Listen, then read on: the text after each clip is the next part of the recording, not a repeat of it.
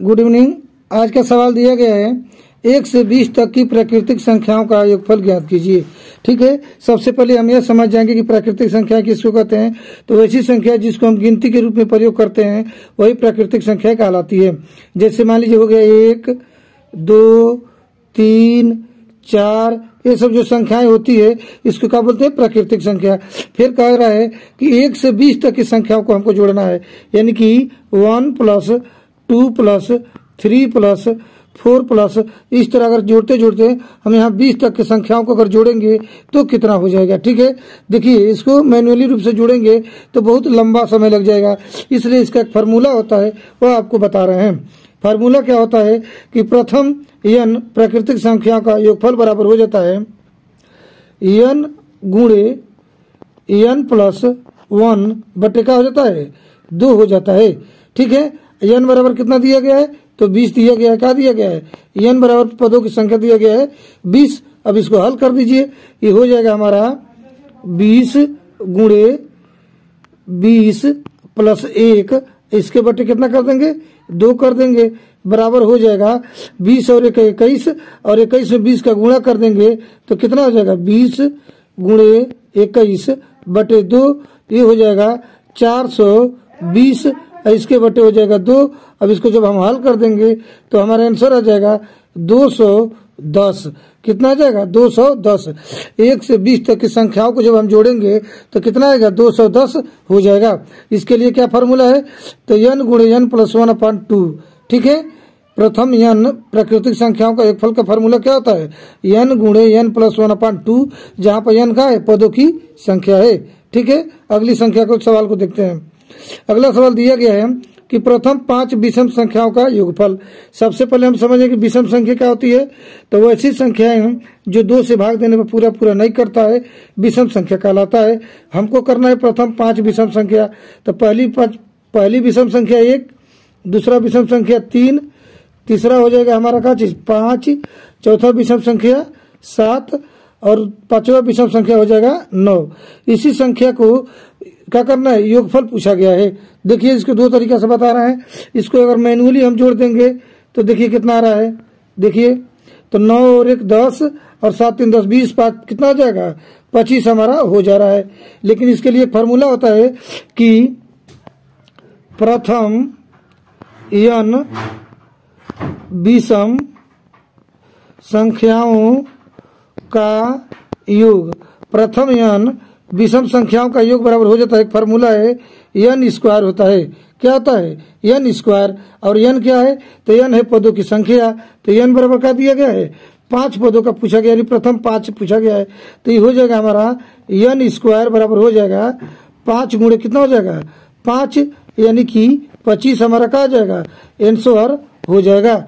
ठीक है, यानी कि मैनुअली रूप से जोड़ेंगे तभी 25 होगा, और फार्मूला के हिसाब से जोड़ेंगे तभी हो जाएगा। जितना विषम संख्या का पूछेगा उसका हम स्क्वायर कर देंगे तो उसका योगफल मालूम चल जाएगा। तो प्रथम 5 विषम संख्याओं का योगफल बराबर क्या होगा, 25 हो जाएगा। अगला सवाल कर रहा है तीसरा, एक वृत्त की त्रिज्या 7 सेंटीमीटर है, वृत्त की परिधि ज्ञात कीजिए।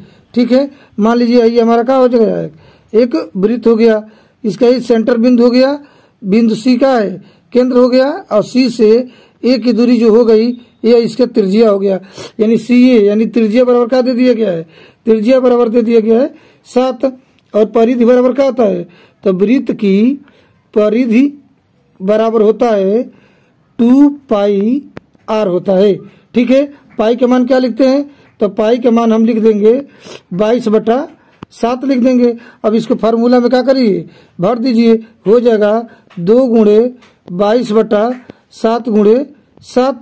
अब इसको हल कर दीजिए, इस 7 से इस 7 को काट देंगे, अब 22 में 2 का गुणा कर दीजिए, 22 दूना 44 सेंटीमीटर हमारा क्या हो जाएगा, आंसर हो जाएगा। एक वृत्त की त्रिज्या 7 सेंटीमीटर है तो परिधि कितना हो जाएगा 44 सेंटीमीटर। ठीक है, अगला सवाल देखिए क्या दिया गया है। अगला सवाल दिया गया है अंडर रूट में 8 और प्लस अंडर रूट में 18 का मान क्या होगा। हम क्या करेंगे, अंडर रूट में 8 का हम गुणनखंड कर देंगे, तो 2 दूना 4 दूना 8, 2 रूट 2, अंडर रूट में 2 गुणे 2 गुणे 2 हो जाएगा, प्लस अंडर रूट में 18 का गुणनखंड करेंगे तो क्या हो जाएगा 2 तिहाई 6 और 6 3 18 हो जाएगा। ठीक है, वर्गमूल के लिए कितना का पेयर बनाते हैं, तो 2 का पेयर बनता है। ठीक है, तो इसको बाहर कर लीजिए, ये हो जाएगा 2√2 प्लस 3 का हो जाएगा 2 हो जाएगा। अब एक बात क्या कर देंगे, दोनों को जोड़ देंगे तो 3 2 5 5√2 हमारा हो जाएगा। या इसको चाहे तो क्या लिख सकते हैं, 5 × 5 = 25 दूना 50, अंडर रूट में 50 इसको लिख सकते हैं। ये भी सही है और ये भी सही है, यही हमारा क्या हो जाएगा, आंसर हो जाएगा। अगला सवाल देखिए क्या दिया गया है। 5वां सवाल दिया गया है, एक नॉर्मल जोड़ है, दशमलव का जोड़ है, दिया गया है 111.11। उसके बाद क्या जोड़ना है, 11.111। उसके बाद 1.1111।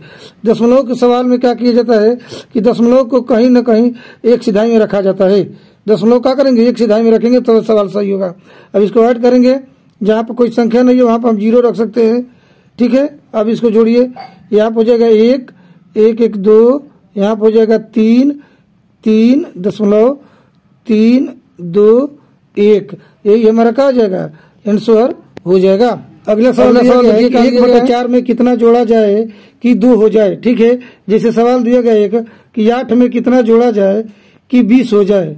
क्या दिया गया है, 8 में कितना जोड़ा जाए कि 20 हो जाए। कैसे करेंगे, तो हम 20 में से 8 को क्या करेंगे, घटा देंगे तो पता चल जाएगा कि 8 में कितना जोड़ेंगे तो 20 होगा।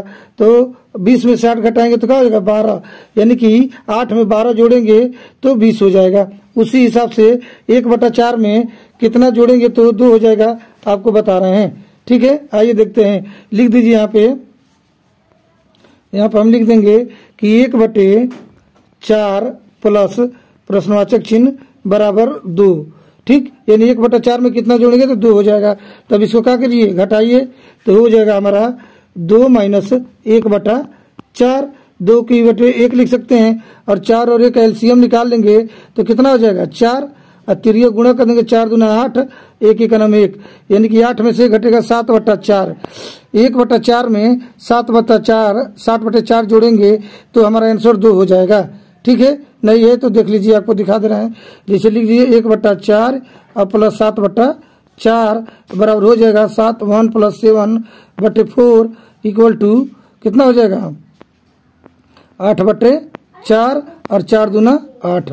यही हमारा क्या हो जाएगा, आंसर हो जाएगा कि 1/4 में 7/4 जोड़ेंगे तो 2 हो जाएगा।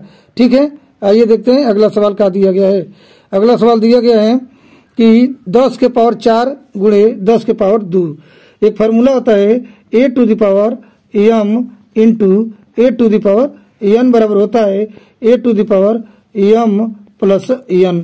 ठीक है, अब मान लीजिए ये बराबर दिया गया 10, m बराबर 4, तो यहाँ पे लिख दीजिए 10 के पावर 4 गुणे 10 के पावर 2 बराबर हो जाएगा 10 के पावर 4 प्लस 2 बराबर हो जाएगा 10 के पावर 6। यही हमारा हो जाएगा आंसर। ठीक है, अगला सवाल देखिए क्या दिया गया है। अगला सवाल दिया गया है 8वां कि 1/4, 1/3, 1/7 में सबसे बड़ी भिन्न कौन सी है।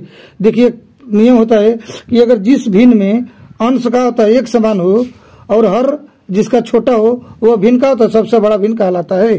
जैसे तो इसलिए इस हिसाब से 1/3 का हो जाएगा, बड़ी भिन्न हो जाएगी।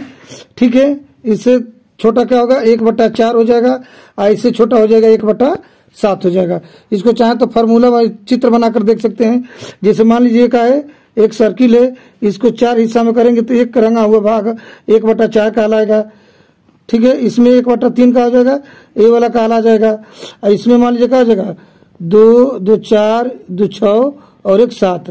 ठीक है, यानी सबसे बड़ी भिन्न क्या हो रही है इसमें, बीच वाली, यानी 1/3 हमारा हो जाएगा।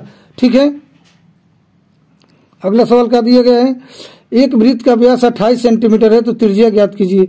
मान लीजिए क्या है, वृत्त है।